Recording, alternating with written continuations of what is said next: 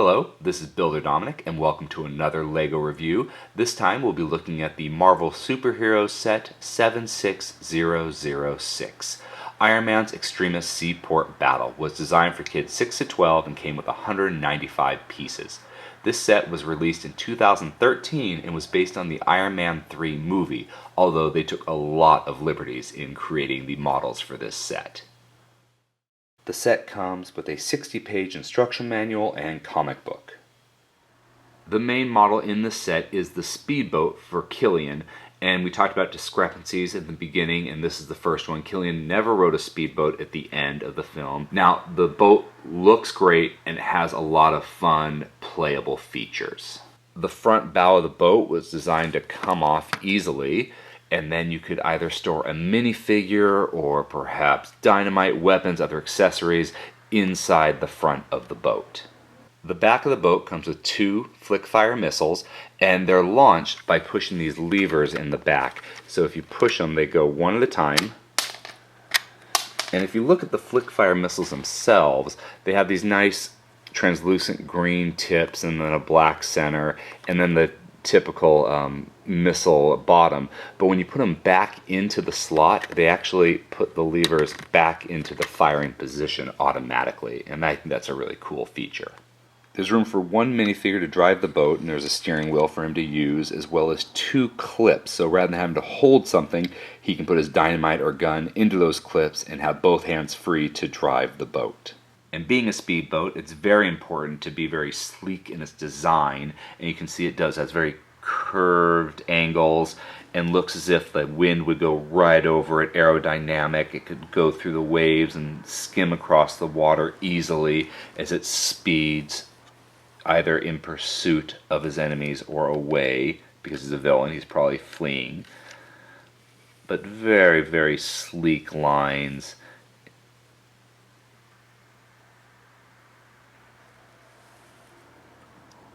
The set also comes with decals for Killian's speedboat, but I have yet to put these on the model.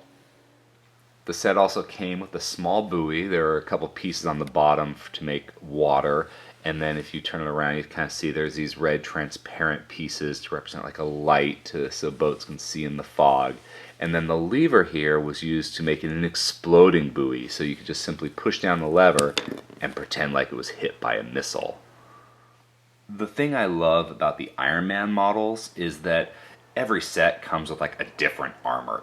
This one was the Mark 42. It's much later in the design. You can see a lot more detail in the printing on the chest plate to show how his suit is becoming much more advanced as he develops and fine-tunes and makes it ready for the next alien invasion. And I'm sure that's going to play into Civil War as well. The accessories are these blue studs and bricks that make it look as if his propulsion jets are firing. And one of my favorite features of the Iron Man minifigures is the helmet, because here you can lift it up and expose Tony Stark's face, and here we've got that kind of smug, rich playboy expression of I'm in control.